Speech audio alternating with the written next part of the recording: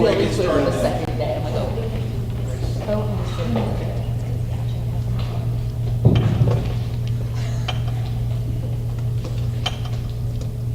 Does everybody have a printout? Okay, in there you're going to find most of the slides we're looking at with some explanations. There's a definition glossary at the end for some words if you don't understand them. Help you with terminology. John, you need one? I know. So we got two presentations today we're going to give you. One's going to be on the budget and millage rate for the 2020 year. And the other one will be the rollback provision presentation that we have to give under the taxpayer bills of rights. That's required every year. And that will be the second presentation we'll give after this one.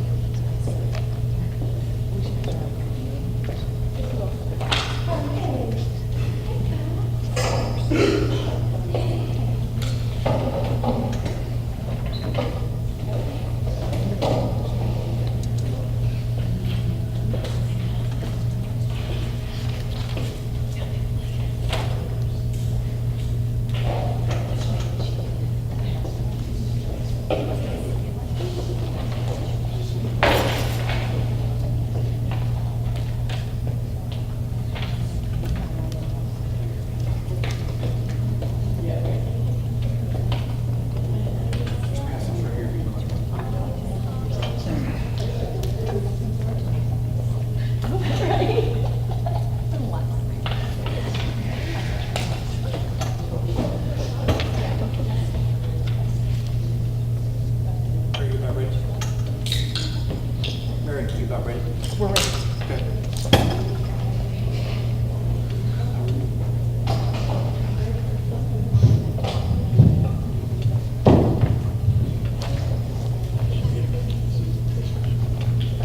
So good evening, everybody. That's loud.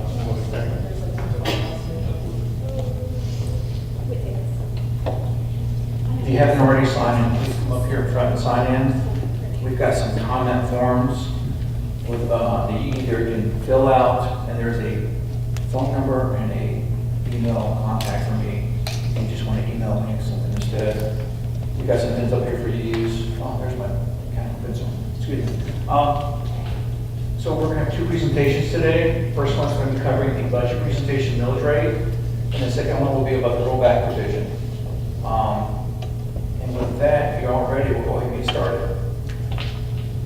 So tonight, we're going to talk about the budget presentation millage rate for 2020. There's some guiding principles we want to talk about, how we set this budget up. The budget was constructed to be a no deficit budget for 2020. We maintain the low class sizes at the elementary school level. We have a slide to show you on that later. We want to provide greater support at the school level for instructional delivery.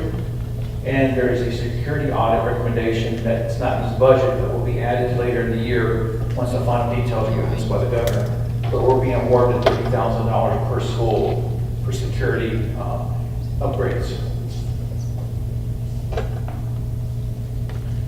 So there's some items in this budget we want to bring to your attention. The first one is there's $450,000 of existing funding from LGT that we are going to switch over to social emotional learning staff, which will mean extra social workers, psychologists, counselors, and nurses at the schools. That money is not in addition to the budget, that's just reclassification of funds at the budget. We are adding a ESOL security position. We're putting money in the budget for both high schools for athletic trainers for the sports programs. We're adding an assistant chief of police. That $100,000 represents salaries and benefits. So 20% of the funds is about benefits in terms of like FICA and TRS. Another $11,000 is healthcare. So that means that the salary is somewhere in the $60,000 range. We have 2 FTE counts for the community schools for a person both at Alps and Gaines, working in the community schools department, community schools non-grant. Was it a non-grant, Dr. Means? I can't remember. Are they a grant or non-grant organization? Non-profit, excuse me, I'm sorry. We've got $250,000 addition in the budget for a third-party administrator for substitute teachers. We've added $425,000 in the budget to improve the alternative education model. And there's $91,000 in there for the community support specialist. The $91,000 is being funded through cuts in that department to pay for that position. And that includes the $91,000 also for salaries and benefits added together. So how do we get here? Every year we do zero-based budgeting, which means that the budget is created from scratch every year. The budget is developed for both divisions, departments, and school level. We have meetings with all these schools and departments each year to go over the budget line by line. That budget is reviewed by administration's teams and also the department schools, and we make sure the budget's aligned with strategic plan.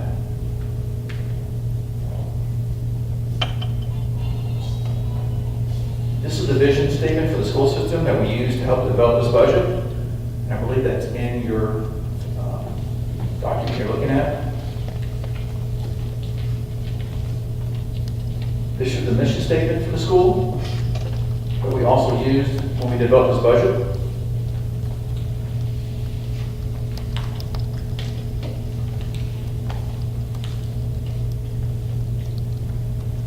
So some of the ways we've been trying to develop the budget over the last couple of years and some of the challenges we've had is that from 2003 to just 2 years ago, we still had money being reduced from our QE funds from the state, austerity cuts. And so we've had almost $60 million plus removed from these state funds that we received from the state. So that's been challenging with the budgets in the past. And that's why some of the budgets in the past have been deficit-based budgets. The amount of money we get from the state to support student transportation, and we'll show you a slide for that later, is nowhere near what we spend for student transportation. The cost for teachers per month, per person, is $974. It has been for a long time. The state decided that they couldn't support the classified model at $246, so they've been raising what we have to pay for classified positions to meet teachers' positions. We do not get any funding from the state for that cost. So that cost has been borne by the school system as a whole. By the way, that $974 comes out to $11,340 a year. The teacher retirement system cost, when I got here, it was at almost 12 to 13%. This year, it's going to be 21.14%. So you can see it's had a huge increase since 2012, since I've been here. And last but not least, the QBE formula that the state uses to fund us with the state funds was developed in 1985 and was never indexed for inflation. So we're basically getting funds based on that formula from the 1980s.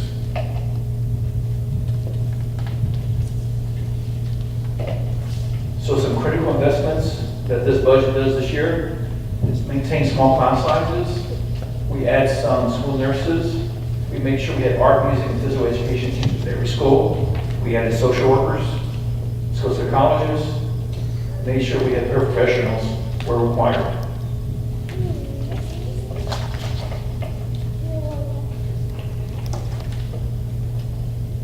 We talked about small class sizes earlier, and this is a breakdown by grade level, kindergarten through 8th grade. And as you can see in the right column, that is the maximum class size that's allowed by the state. And in the middle column, you can see that's our average class size per grade level.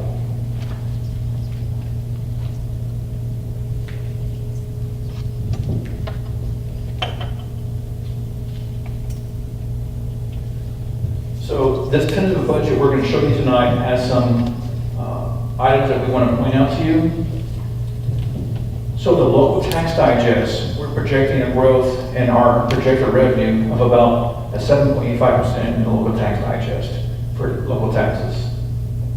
The state has passed on a $3,000 increase from Governor's budget to us. That includes about $4.7 million from the QBE to pay for that, including the local funds we have to use to pay for that. Our QB funds are projected at $74.47 million.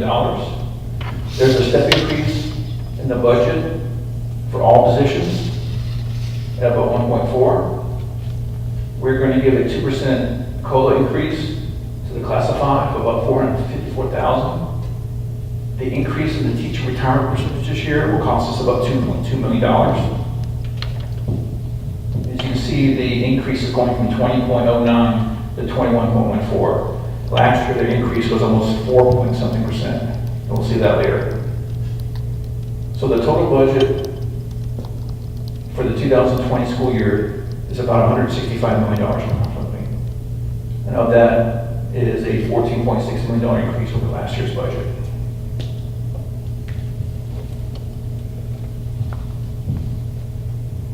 The millage rate, we are recommending to stay at 20 mils, and that 20 mils should generate about $82.2 million.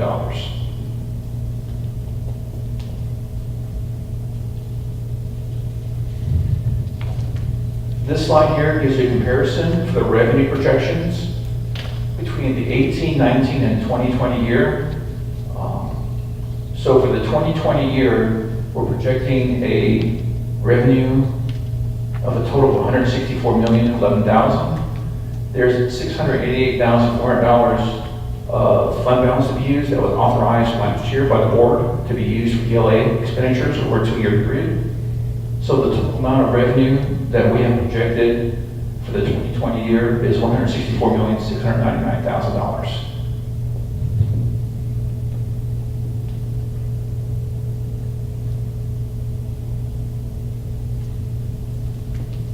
So we're just trying to break down and kind of give you a more detailed line, a more overall breakdown of that revenue you just saw. So you can see you have ad valorem tax, we have other revenue taxes, and the state taxes, title ad valorem tax.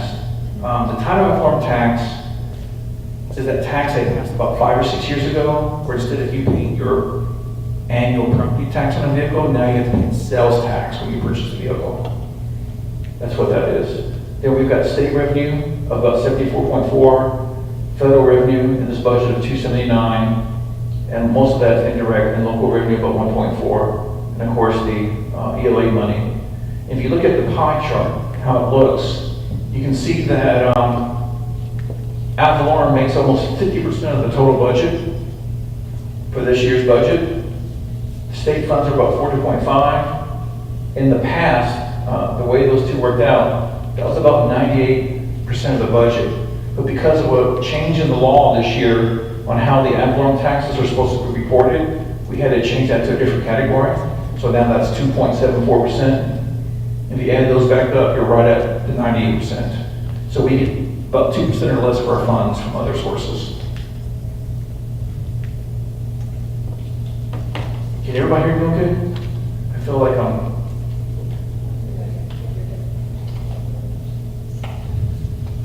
So with these two charts, we want to show you why we appreciate you let us keep having the 20 mils every year, because the 20 mills, as you can see, presides a large percentage of our budget, but it's because it provides us such a large amount of money that we're earning per mill. So if you look at 2014, we were earning about $3.2 million per mill. This year, we're projecting about $4 million, a little bit over $4 million. As you can see, the money in 2014 started a little bit over $64 million, and this year it's going to be about $82 million.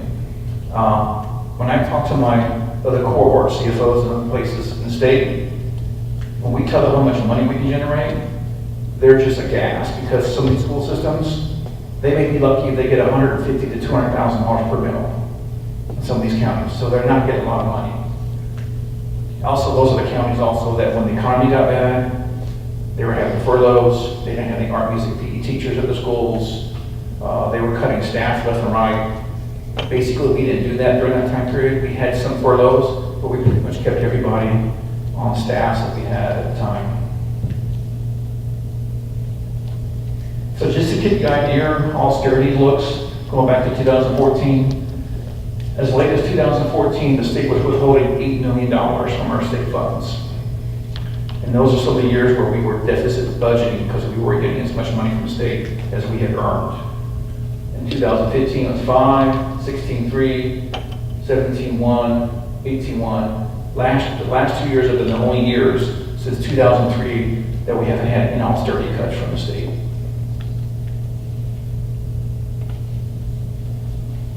This is just a 5-year tax digest. If you look at the first 5 columns for tax year 2014 through 2018, those are actual numbers off the tax digest. The 2019 number is an estimate based on what the tax commissioner's office gave me. So you can see that's the increase at the bottom between the different years and the potential of the tax increase increasing. That doesn't mean that's what we got. That just means that's what they sent out for the tax digest that year for levies.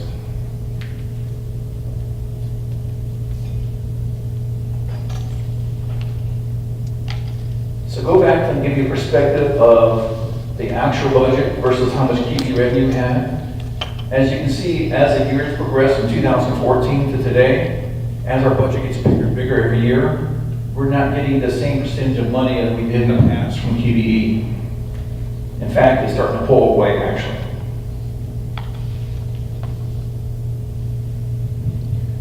Earlier, we had talked about what the state gives us for QBE funds versus what we actually spent.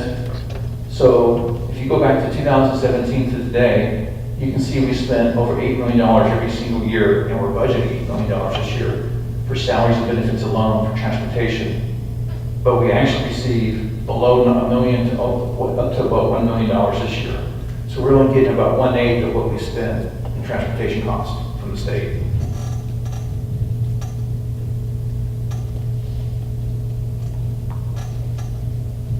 This data on this worksheet is from the 2019 fiscal year. What we're trying to show you is what we earn from the state for these different categories versus what we spent in 2019. If you look at the very top, we earned about $272,000 for school nursing, but we spent almost $1.3 million in the actual budget that year. So that means that the state then funds school nursing to the tune of $965,000. And you can go down that list and see the rest of it. So in terms of what QBE funds versus what we spent in the budget, we had to come up with an additional $20.8 million in funding from other sources to pay for those areas.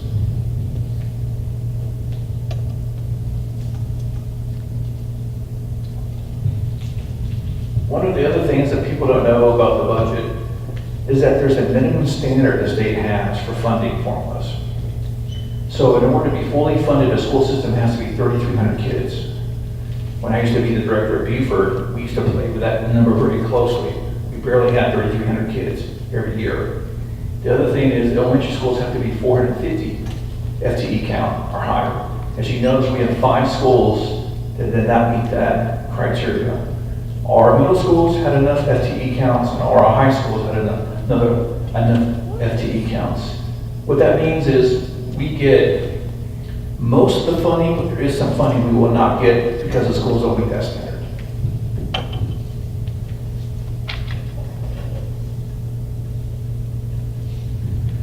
This chart, we'd like to give you a comparison on how revenue's grown since 2014. So as you can see, revenue started off about 118 million back in 2014 and has grown to 164 million as of this year.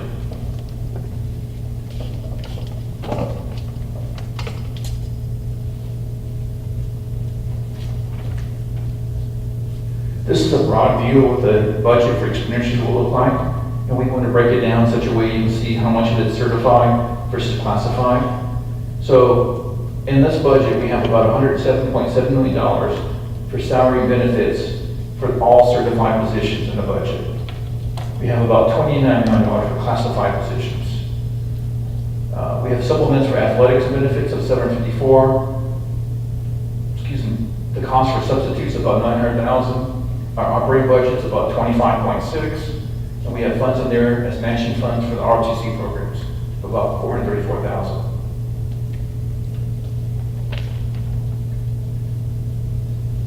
So how did we get here?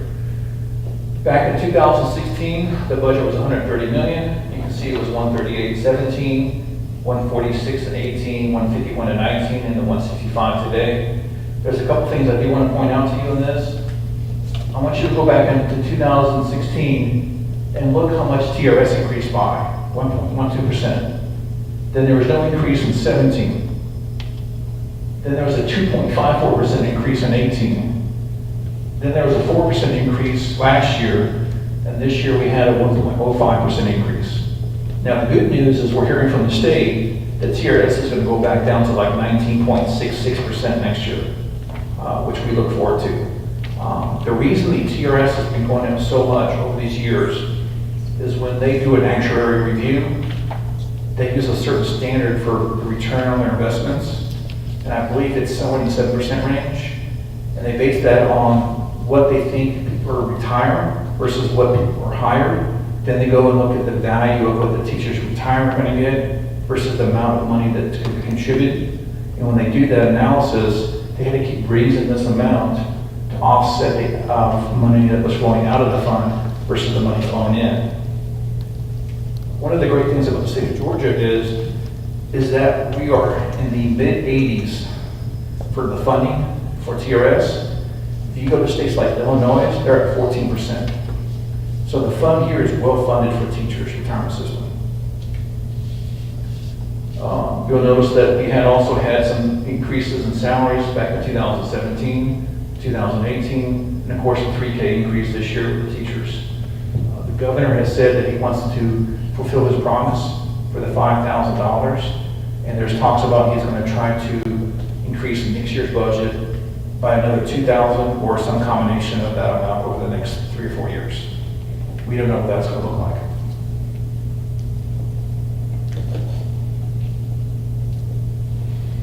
So now let's look at the expenditure side.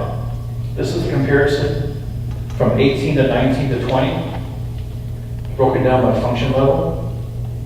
As you can see, instructions at the top, that's most of the expenditures you spend directly at the school level. And goes all the way down to ROTC at the bottom. As you can see, the budget was about $146 million in 18, 150 this current year, and $164.7 million in 2020.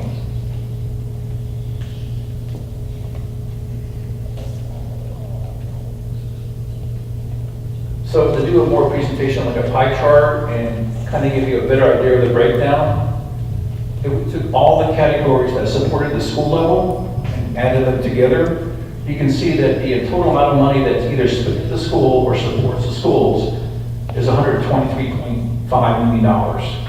That makes up 75% of our total budget. If you look at maintenance operations at $16 million, that represents about 10% of our budget. If you look at transportation, that represents about 5, school admin, 6, and then you got general admin, business service, which is my department, and other central support services, which is barely $6 million, and that only represents 4% of the budget. One thing we do want to point out to you at the very top of this presentation is that personnel makes up about 86.5% 54% of all expenditures in this budget.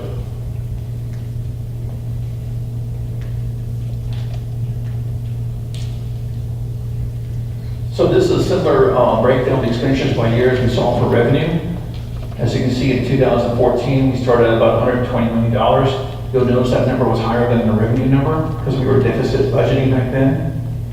And the current budget is 164.7. When we combine these two charts, you can see how back in 2014, we deficit budgeted, 15 we did, 16 we did, 17 we did, 18 we did. When Dr. Means was, this first budget that he was in control of, 19, he said we were going to balance the budget that year, we did. So the 19 budget was balanced at $150,000,000, and the current budget is also currently balanced. A lot of that also has to do with austerity not being there and making some hard decisions on that budget that year.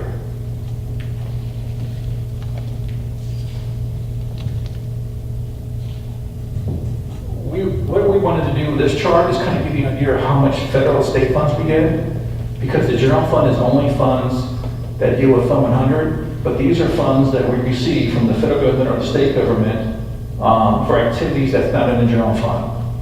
So this represents dollars that we spend outside the general fund. And last year, in 2018, it was $20.1 million. So just to point out a couple things to you, if you look at the very top, you'll notice that the Title I cluster is the largest dollar amount by itself. But the other thing I want to point out to you is if you look at Head Start, early Head Start, about halfway down at 3.4, and look down here at Pre-K lottery, the 3.4, those are usually combined. That's the Pre-K program in this county. That's how much money we spend for Pre-K. The next biggest category you'll notice is 21st century. And you can see all the others up there.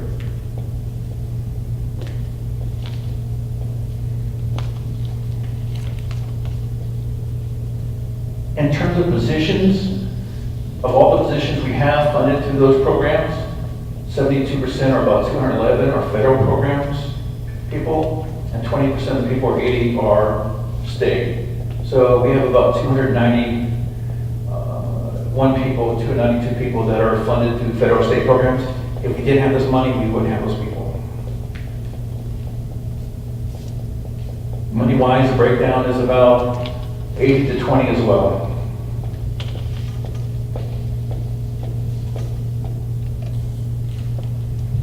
So if we combine the federal and state funds to general fund, in terms of what we spend out of those three categories, it's about $185 million almost, roughly. So 89% is general fund, 9% federal, 2 state. This does not take consideration what we pay out of debt service or what we pay out of SPLOST. Between those two categories, you could be anywhere from $20 million up to $40 or $50 million, depending on what projects we have going on at that time. So if we just average it out to say $30 million, then that budget would increase by another $30 million for those two expenditure areas of debt service and capital projects. So you're really looking at a budget overall for the entire school system that's over $200 million.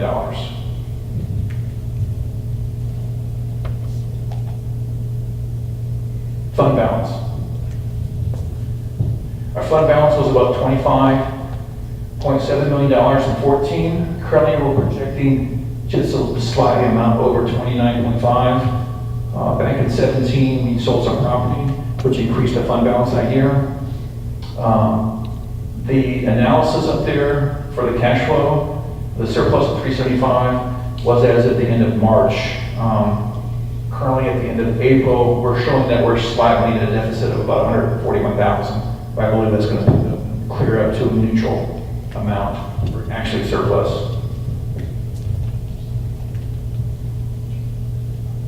So let's recap what we watched or just saw here. Projecting revenue of $164 million, authorized fund balance of 1.7, expenditures 164.7. So we have a balanced budget. TRS went up from 20.9 to 21.14. We had step increases for both certified and classified salaries. Teachers got a 3K increase across the board. Classified had an increase of 2%, and there were no austerity cuts in the state for this year's budget.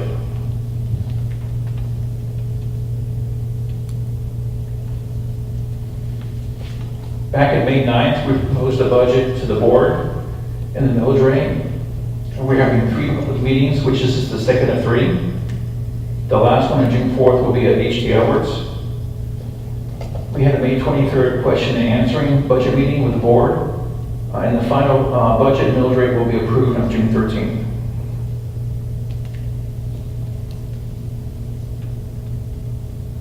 And that is the presentation for the 2020 budget. You have the printout in front of you. If you don't want to do a comment now, but ask questions, we're going to open it up to questions right now.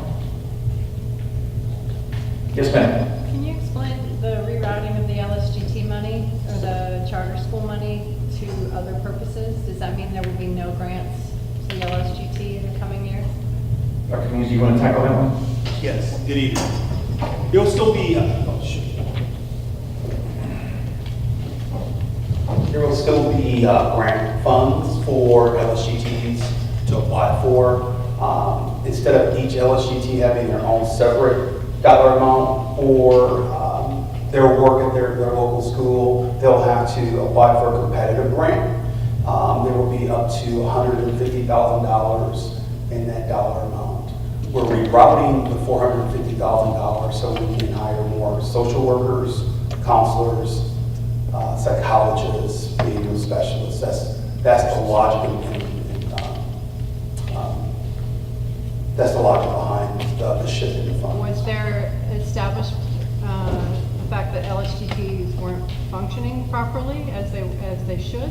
It's not, the shift in the funds is not an indictment on local school governance teams in any way, shape, or form. It absolutely is an indictment of the local school governance process.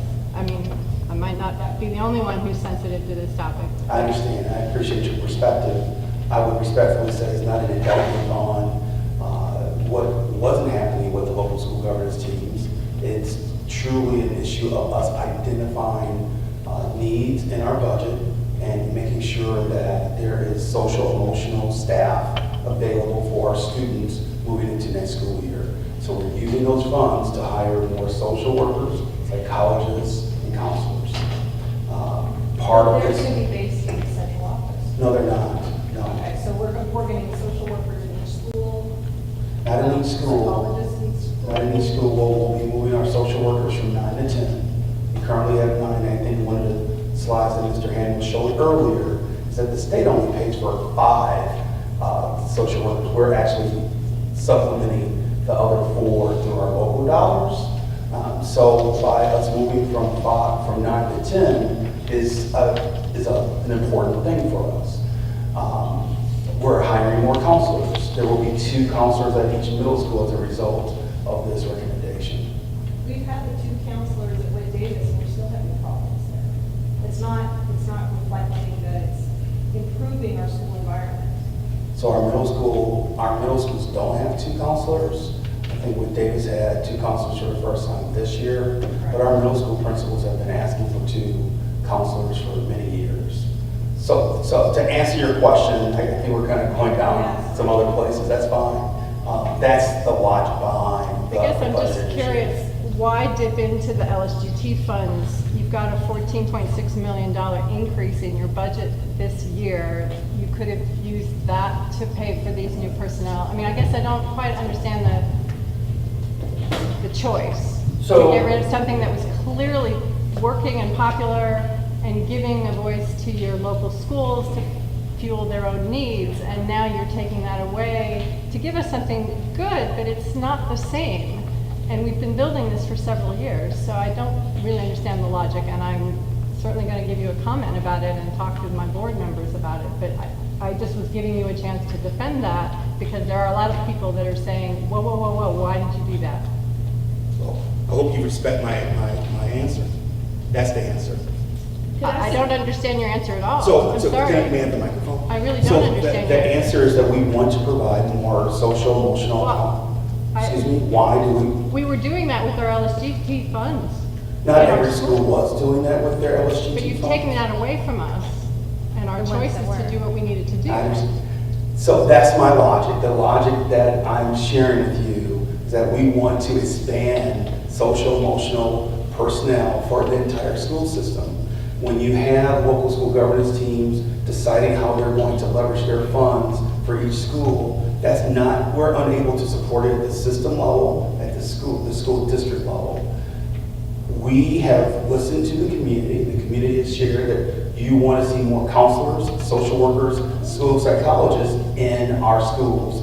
That's what we're attempting to do with this shift. So that's my answer, and that's the logic behind the initiative and the recommendation. Yes, ma'am. There was over a 50% increase in the investment income. Went from 300,000 to over 700,000. What is that money being used for?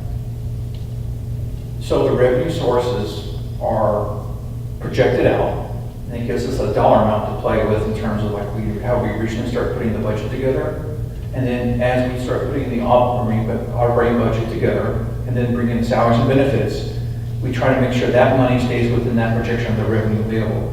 So the $300,000 increase in investment income, you just can't say it's here, there, and there. It's part of the overall amount of money available to pay for all the expenditures for all the different things that we pay for. Okay, but it's like over $300,000 that wasn't there before. Right. You want me to explain why it's higher? Does that help? That would be fabulous. Okay. So 2 years ago, I decided that we need to be more vigilant. I'm also a treasury manager person in our school system as well as the CFO. So I went out and sat down and worked with BB&T to set brokerage accounts. The brokerage accounts I set one up with the general fund, I set one up for school nutrition. And then what we did was we did a cash analysis of how much cash we used each month to pay our bills. And we took all that extra cash we could and dumped it into the brokerage accounts. So before we were only getting maybe less than 1% return, we're getting 2.54% return on some of our investments right now. So we were able to almost double how much interest income we got because of that. So that's how the interest income increased. Okay. Thank you for that. No problem. Appreciate it. However, I still am not quite sure. I mean, I understand everything is going to increase from year to year. Yes, ma'am. But that seems like an awful lot of money that we're having to take. I mean, I know they're probably in separate categories, but looking at the overall picture, you're taking away $450,000 away from LSGT when those initiatives, according to this woman right here, they were seeing some improvement. And I can tell you at Wood Davis that we want everything thrown at this issue because it's a really bad issue. So social workers, great, awesome. But the initiatives, the innovative initiatives, they don't need to go away. We need to give them time to work as well. So, those being, I mean, I'm not sure if between Dr. Means and anybody else who is, listening to the community, that is the biggest problem that I keep on hearing about, these social behavioral issues. So why not find it in the budget to be able to keep both of those things? Why not? When it's the biggest issue that you're hearing from parents, teachers, administrators, why not? So one of the challenges we had in this budget this year was the governor's 3K increase, because it only funds those positions we earn. So we have a lot more certified positions than we earn on the QB formula. So a lot of that extra money had to be made with local funds. The other thing was we felt it wasn't fair that the classified people didn't get any increase in their salary that the teachers were, so we put a 2% on top of that. The TRS cost us under 2.2. So when you start putting those things, when 86% of your budget is salaries and benefits, and you start making those kind of increases to the budget, you start increasing that $14 million increase starts getting eaten away very quickly in terms of what available funds are available. So when it came down to us having to make a decision where we had funds available within the budget to help with social emotional, that was one of the areas we looked at, based on the feedback we got from the community. initially upset when I heard the grapevine before I saw the facts. And I went last week specifically to hear about that and heard Claire Suggs make a presentation. And I also actually read what's in this thing on 22, 21, and 22. And that made me feel much better. I wish we had all the money in the world too. But what we had before was we were all guaranteed, basically if we wrote something, we were going to get money.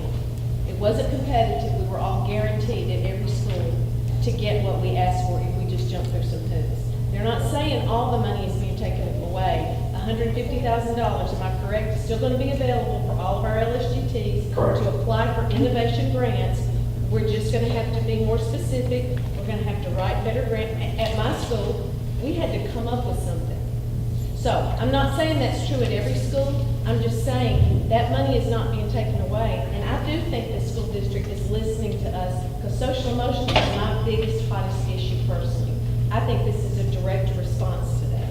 So I was upset based on what I heard in the community about what was happening. When I actually got and went and heard the facts, I was much more, I understand this decision is being made based on what we want. Have you all read everything on 21 and 22? Yeah, just looking at it, Well, that's not what I'm talking about. I'm talking about specifically about the charter stuff. Do you have, that's the old one, CJ, the page numbers have changed. Okay, this was the one from last week at the board office. It was specifically describing the charter language, the $450,000, the $150. And the current, are you talking about the increase in social emotional staff? It's page 34 I'm talking about the charter system authority. and 35. So that's only me, I'm just speaking for me, but as an LSGT member, I can easily get hot and bothered about stuff when I read stuff online, and then when I actually go and get the facts, that tends to reassure Well, me. I'm a little insulted by your comment because I'm reading the facts, and the Well, facts are and I just said- that we're spending money on restorative justice circles that are really, really helping with the high school social emotional learning. I'm a part of that, so I know about that, so I'm insulted by you acting like I don't know what I'm talking about. I was just giving my Well, opinion. just to throw something else into the mix, we were told that at our school with Davis, we have enough funds to cover restorative justice for the first quarter. That's it. This coming first quarter. And he's gonna have to find, our principal is gonna have to find funds for the rest of the year. That seems ridiculous to me. If it's something that works, why are we only funding it for a quarter? And maybe we don't get the funds. So then it's just canceled and we don't deal with restorative justice anymore in our school? Well, I don't like this. If I can address that a little bit, I mean, yeah, we will probably need more money. I'm on the LST, but also the funds we've gotten so far and those continuing funds, they're about training a core team of people who are supposed to, like, get the thing off the ground, not continuously pay for, like, the profession, like, continuous. We can't get it off the ground in a core quarter. item. But we don't have, we're losing our collective rights. We've got families that are leaving our school as I speak. Like, I don't understand why we wouldn't want to do something that is continuous and shows improvements in our school. And this is something that's going to affect the middle school level if we don't deal with it now. And high school after that. I think there needs to be some work. And I know I'm not going to see it happen, but I'm just going to voice my opinion on it. Yes, ma'am. Similar, I think I follow a little bit, I see both sides, I'm on both. But one thing that really stood out to me was as one of the new staff members, I think social emotional learning, professional, all of those sound great. One thing that really stood out was the assistant chief of police, that's a new position, I guess, and that their salary is $100,000. So I don't know if you were here earlier, but I explained that the 100,000 for salaries and benefits. So if you figure out the cost for Social Security and TRS, that's about $29,000 of the 100. Then healthcare is another 11,000. So the actual job itself is only about $60,000. Also, we used to have an assistant chief of police years ago before all the austerity cuts, and it was one of the positions we cut way back then. And so that's kind of why the chief is The chief asked for additional positions besides those, but that was the only one we could really afford in the budget at this time. I would just add, so yes to everything Mr. Hamel shared. I would also add, and Mr. Fisher and I just had this conversation this morning, and perhaps we need to look at our language closer. I think using the terminology of our Clark County School District Police Department sounds too punitive. It sounds too school to prison pipeline-ish, if you will. I think if we use terminology that you see in higher ed situations, something to the effect of campus safety or school safety. Instead, when you read the description of that position, if you get beyond the title or the term police, and if we use the terminology of campus safety instead, when you look at the things that we're asking that person to do, one thing that I've asked our chief to look at, our current chief of police, so we'll maybe find another term soon, is to make sure that our force, our department, is getting to every school and checking the perimeter of every school. Because our initial focus was always our secondary schools, and I think it was more pejorative in nature in that they were waiting on a fight to happen. And then they were waiting to respond to a fight. And so what we wanted to say is, no, let's get out to all of our schools, especially our elementary schools, and let's do some community connecting and community, for lack of a better term right now, community policing. And we saw a spike in our sworn officers getting into our elementary schools, connecting with kids, making presentations. We believe that when those types of connections are happening in our elementary schools, that does have an impact on student behavior. So I think the title of assistant police chief can put people off. I think we have to do a better job in our messaging. But what the feedback I've received overall is that the more time we have to have teachers and assistant principals and principals be the ones to respond to situations where you have to pull a student out of a class or de-escalate a situation, you're taking away from instructional time. And so that's what we're simply trying to say. We believe in school safety, and then we need another person to help us with school safety. If you can get beyond the title of assistant police chief and think of it more as we need someone else to help us with campus safety, that's our objective. And then how many, or SRO, whatever the term is, how many are there currently in the county?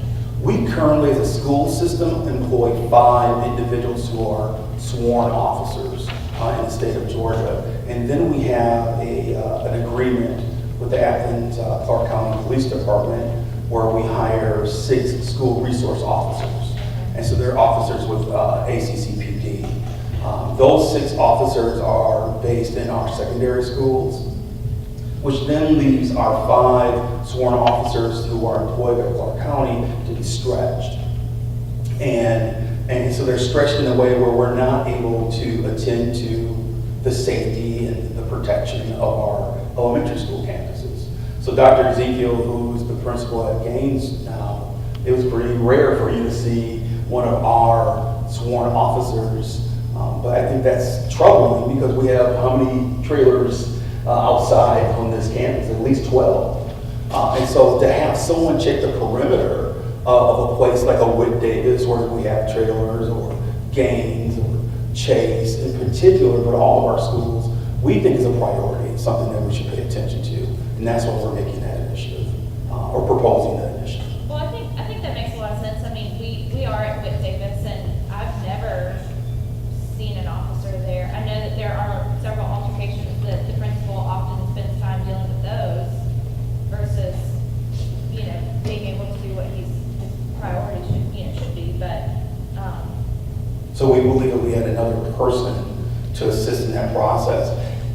And I would, as a former intermediate school, high school principal, I would say if we can proactively have a sworn officer or someone on that campus safety team just proactively push into school campuses, and so now the students see that person. When it's time to de-escalate, they will respond quicker. So that's the logic behind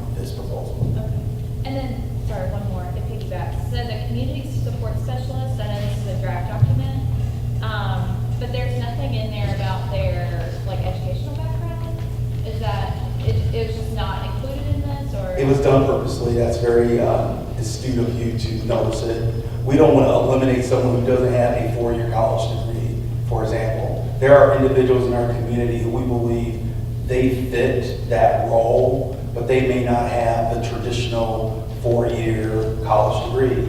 And we don't want to eliminate those individuals from consideration. So that's why we purposely left that educational qualification off.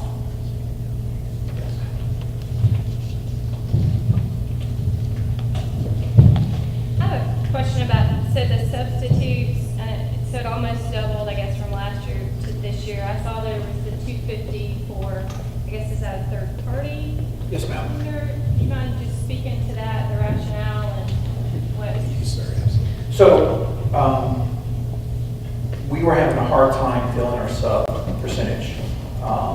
Because of that, we started looking around. We did an RFP, or it might have been an RFI, and we went out and asked for companies to come in to give us information on how they would handle that for us. One of the company we chose is currently doing that in several counties in this area. So we went to those counties and talked to them about it. Now, this is off the top of my head, but I think they guarantee a 94 to 96% fill rate, which is better than what we currently can do. One of the things they're going to do is they're going to provide a slightly higher wage than we currently do. They're also going to provide benefits and the ability to get like healthcare and other things down the road with this program. And there's incentives built into the program for you to stay on the list and to show up every day.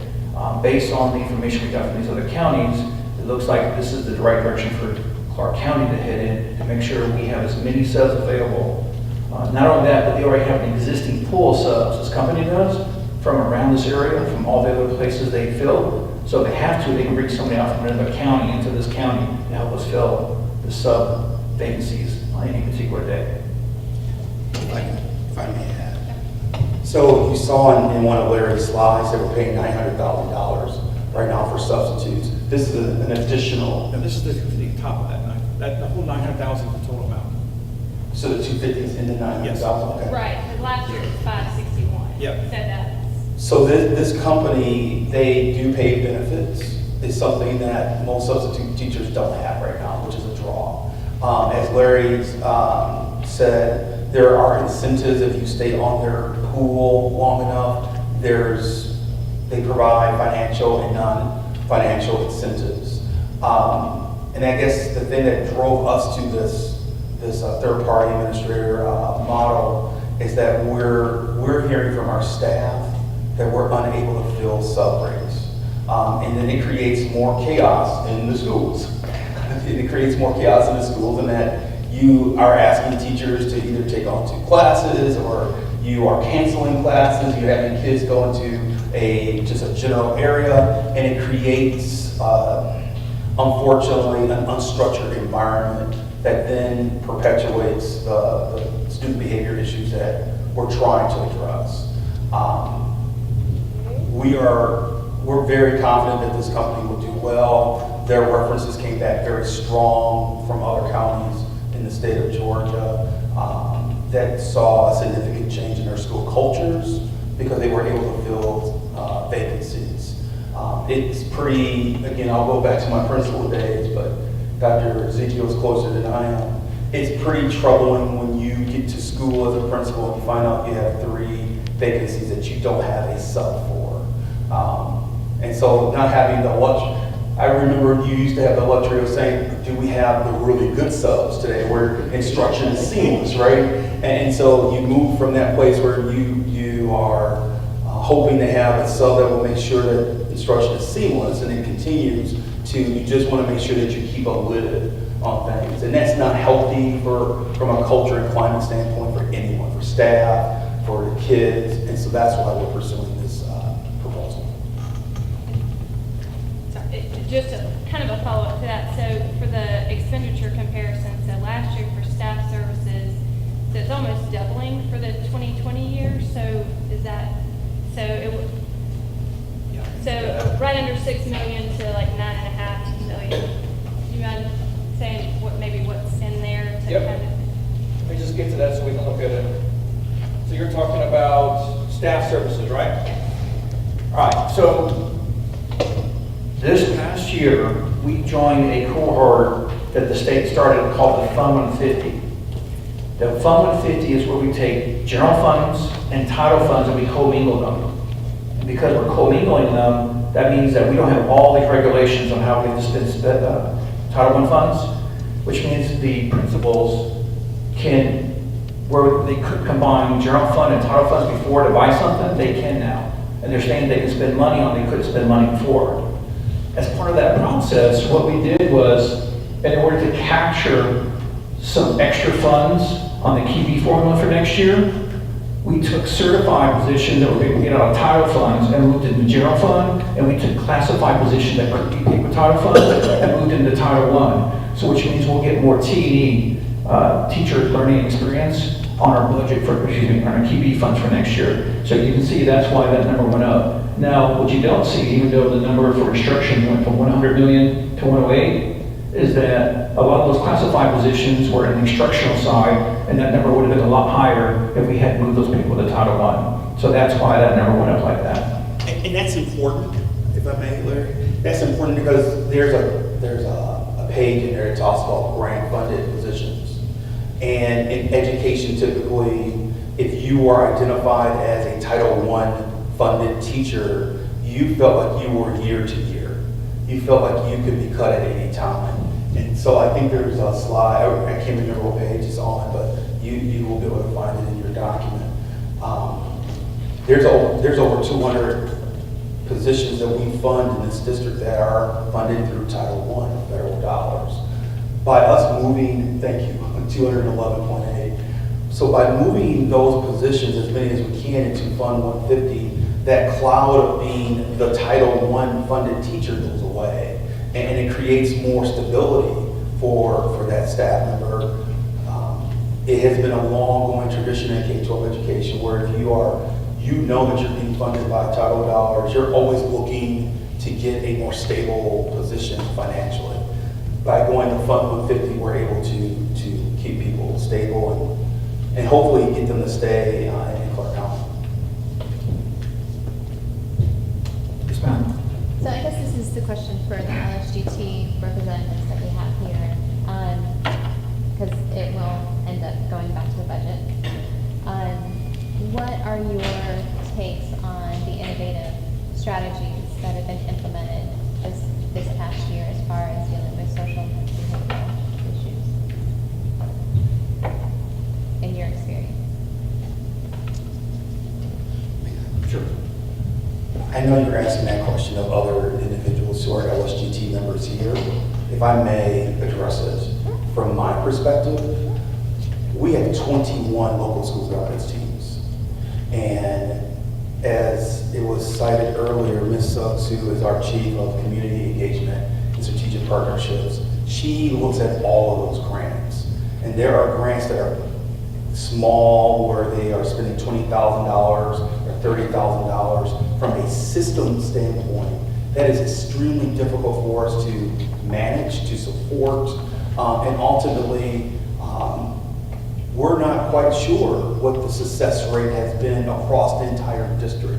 There may be points of pride with a local school governance team in certain parts of the school district, but when we talk about the entire school system and the 21 local school governance teams and how those funds are being used effectively, it's really difficult right now to see the return on investment. I can understand that. That's why I wanted to hear from them, to hear what their stories are about what they've seen, because you just said that it's hard for you to know that, so I'd like to see what they have to say about that. But the disconnect of your question, respectfully, the disconnect that we're having is that if we're unable to connect the return on investment as a school system, then we have to evaluate, is that the proper, most valuable, most prudent way to use the funds? And so I respect the pushback and the perspective of local school governance teams want to keep that local control of those funds. The way that we can fiscally provide the positions that the community has asked us to look forward to fund, the way we can do it is through leveraging our charter dollars differently. And that's the reason why we've made this proposal. And again, I respect the perspective of it would be more advantageous if local school governance teams could continue to control those dollars. I would just ask, I hear you, I appreciate the perspective, but please know that that's our logic in making the proposal that we're sharing right now. Okay. Go ahead.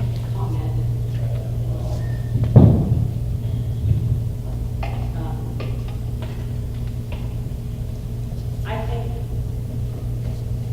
I mean, I've been at this like 2.5 years. It is really, really, really hard to get traction with the amount of money. Like, our earmarks have been around $25,000.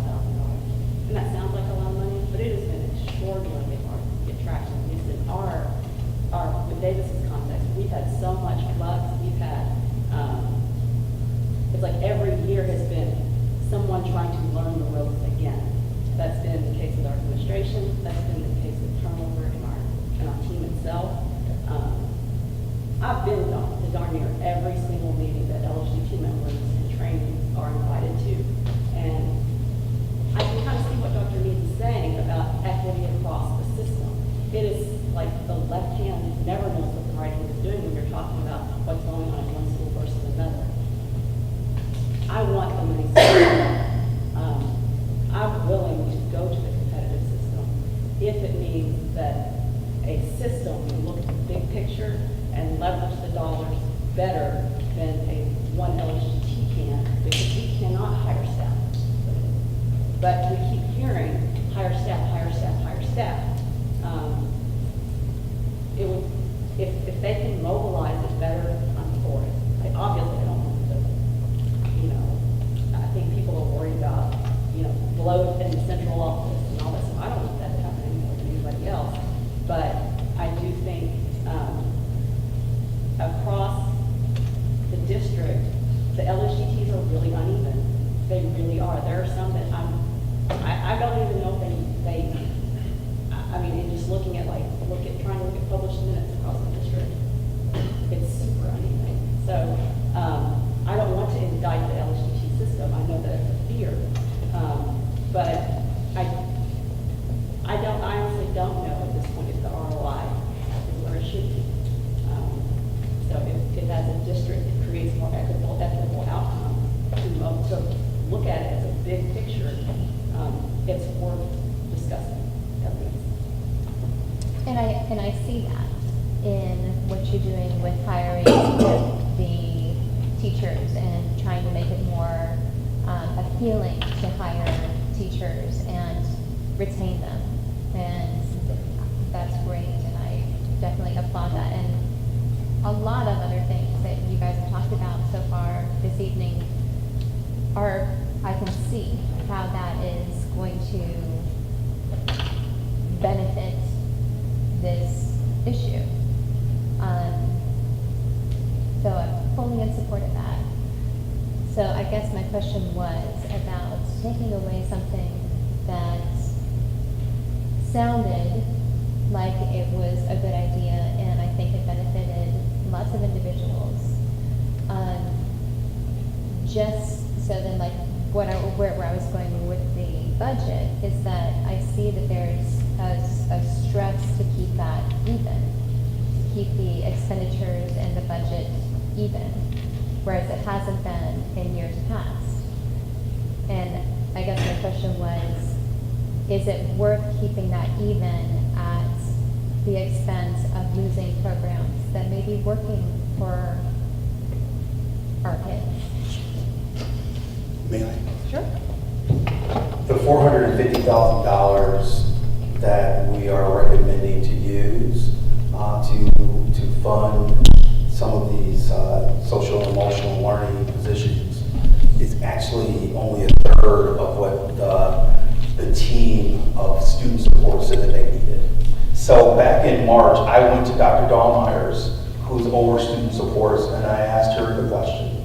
And the number one question was, I have heard the community loudly and clearly, they want more social workers counselors, school sites, behavioral specialists.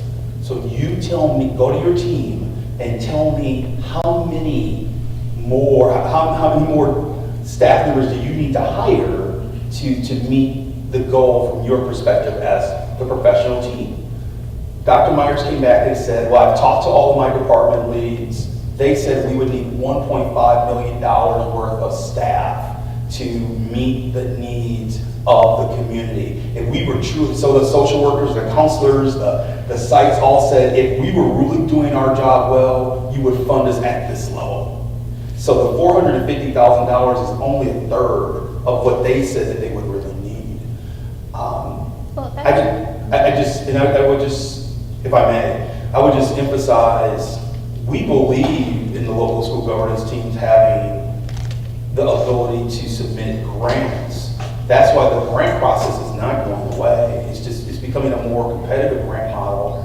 And in fact, we're actually encouraging the local school governance teams to work with their neighboring schools. The grant dollar amount that you're able to apply for is actually larger if you partner with another school, which then emphasizes our charter in the first place, which is we wanted to create a community school model. You can only create a community school model if you're partnering with other schools within a community. So we feel that we're honoring that local school governance team process while still trying to meet at least a third of the need that the community said that they wanted us to address. Well, it wasn't the community, that was Dr. Dawn Myers and her team. Well, no, that was her analysis of how much they needed, but what we're trying to address. Clarify, I'm just saying. No, but what we're trying to address is a need that the community has shared, which is, I've heard clearly, people are saying they want us to hire more counselors, social workers, psychologists.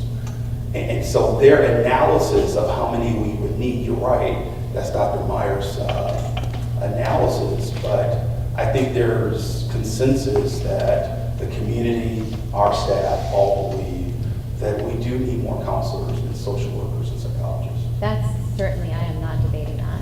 So going forward then, do you have a plan for being able to fund these things further for 2021? We'll have to continue to look at our budget. And I think this is where the issue isn't really locally, it's actually a state issue. I think that one chart that Larry showed, if you don't mind, the chart of between what we receive from the state and what we're actually budgeting for, there's $20 million in our budget that we're paying for positions because we value those positions. So there are certain communities in Georgia, they're not making this type of sacrifice. And we've been lucky, to Larry's point earlier, our chief financial officer's presentation earlier, if the value of property didn't continue to rise in this community, this would be very difficult to fund. And so this brings us to your original question, which is, so what's the value of having a balanced budget? Why not spend in a deficit mode in order to have everything that we would like? And Larry is absolutely correct. Upon my arrival, I'm not used to having a budget in deficit. In fact, I come from a state where it was illegal to present as an administrator, to present a budget to a board of education that was in the deficit. So I am fiscally wired to present to the community balanced budget every year. I think that's appropriate, and it does require us to have very difficult conversations internally to bring a proposed budget. So to that end, yes, my plan is to bring another $450,000 worth of SEL personnel to the community and to the board next school year, fiscal year 21. That's my goal. And so we're going to have to sharpen our pencils and find the other $450,000 somewhere in our budget.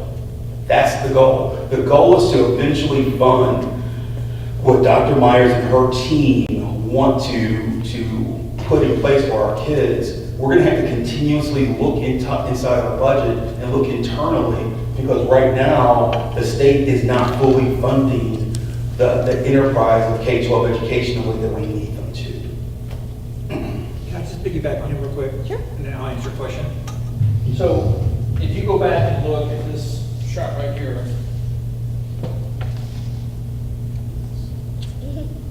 that's one reason we had deficits in the prior budgets, is because the state was taking $8 million away in 14, $5 million away in 15, $3 million in 16, and $1 million each last 2 years. As the school system, our whole thing was, okay, we've got teachers that we've put blood and sweat into to keep care of the school system, to build longevity, so we have small class sizes, small schools. If you went to South Georgia and other places in the state, they were cutting teachers left and right. There's a school system in South Georgia that by law, you're supposed to have, I believe it's 190 days to contract and 180 some days of instructional time. They were down to 160 to save money. So they were not paying their teachers the full amount because they were cutting the contract, and they got a waiver to do it. You had some school systems that had 10 and 20 furlough days. You had some school systems that had no RPE teacher. We didn't cut anybody. We did have furlough days, as many as 5 or 6 days, I believe, in the worst part of this budget. But our budget was in a deficit status because at that time, the administration made a huge commitment not to fire people and to keep as many people on the staff as possible, knowing that sometime down the road, eventually, the economy was going to get better, and we'd be benefit of that because we wouldn't have to be going out and hire a ton of art teachers, and a ton of music teachers, and a ton of PE teachers to make up for the deficit in our schools. So that's one reason we have all those deficit budgets. Because the economy's gotten better, because we don't have austerity, we're able to make these kind of budgets this year and last year where they're balanced. So I hope that answers part of that question. Well, yeah, I mean, I definitely did keep the austerity in mind because I was pretty blown back by. In the current budget right now, so we have a cash flow analysis we do every month. We present it to the finance committee. Mr. Knox back there is on the finance committee. He can tell you, right now, we're a projection at 100.05% of revenue collections and at 99.5% expenditure collections in the current budget, which means we are almost dead even or slightly above where we should be on a $151 million budget. So that shows you how tight that budget is this year. Because we push the revenues as far as we can push them, and we're trying to save on expenditures the best we can. If I can just part with this last word about the picture that has been painted for me in the last month dealing with the issues at Wood Davis and specifically with my child's classroom. As several of us have brought up, I'm sure that many more, that lots of families have fled, especially the east side, because they are not satisfied with how the schools are serving your children. I had a moment inspired by another parent where, like I'm sitting here thinking, because I have a child at Hillsman as well, going, am I doing my children justice keeping them here? And the bottom line is that I believe in our community, and I believe that we can make this community better. But I'm telling you that the more that we don't attack this situation aggressively, the more people we're going to lose, and the more the property value is going to go down. And then we're not going to have that property tax money that we get for CCSD. And then we're going to be more limited in our budget. So I see this picture of, if we don't attack this right here, right now, with everything we got, it's just going to get worse. And I appreciate every move that you all have made thus far with, really and truly, as far as like hiring teachers and trying to, keep them here, the staff, the social workers, everything. I am supportive of that. But my point is, our austerity is at 0 right now. We are at an equal budget. I just want to paint the picture that we got to throw it all in my opinion, to make sure that our community does not go down that hill, because it's already itching up. So thank you. We agree with you.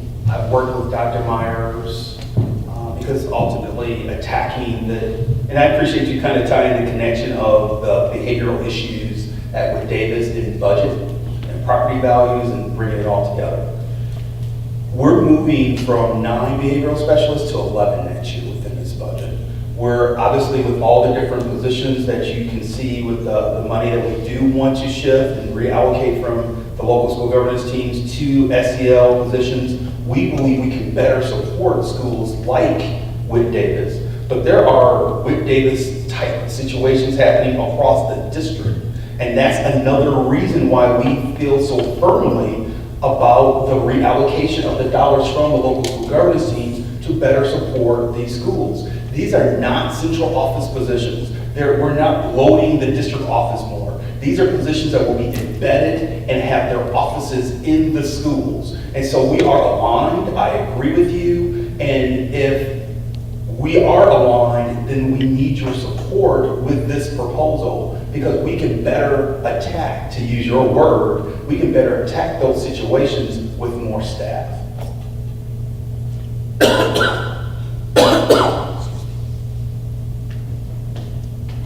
Any other questions? Yes, ma'am.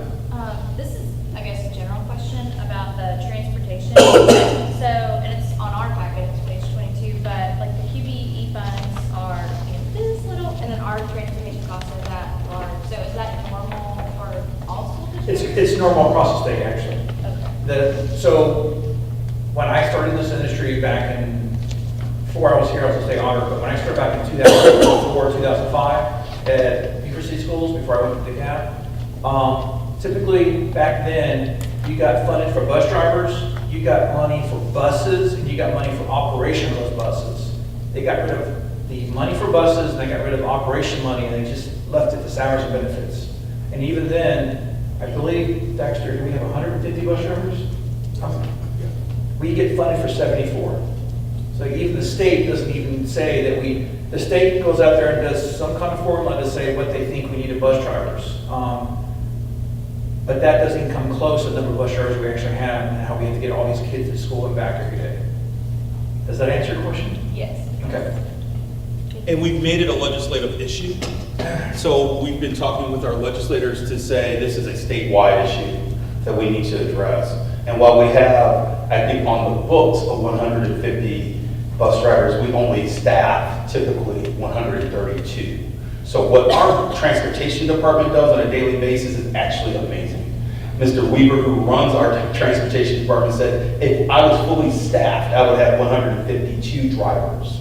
Typically, he has somewhere between 132 and 140 drivers a day. So that's why, unfortunately, sometimes buses come in late because we're short-staffed. And so that exacerbates, I believe, that chart because we're unable to make that a very attractive job or make it a family-sustaining job for some of our community members here who want to drive the bus and work with children.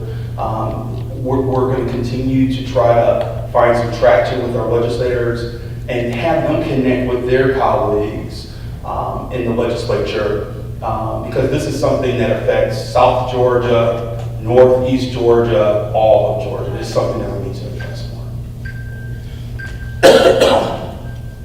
Any other questions?